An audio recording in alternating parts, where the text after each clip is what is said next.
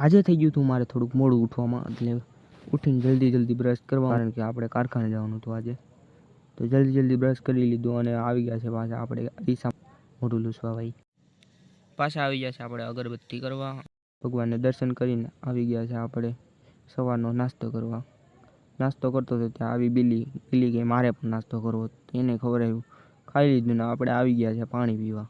પાણી પીતા ફોન આવી ગયો હતી, પાછું નીકળવું પડ્યું જલ્દીમાં કારખાને ટિફિન લઈને. ભાઈ વેકેશન છે તે જાય આપણે કારખાને. ઘરેથી નીકળ્યા આવતા મળી ગઈ છે આપણને ગાડી આપણે કારખાને જતી હતી, નીકળી ગયા રસ્તે કારખાને.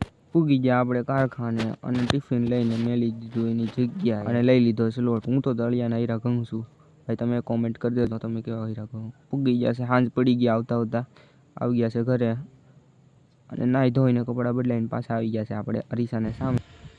તો થઈ ગયું છે જમવાનું ને આપણે આવી ગયા છે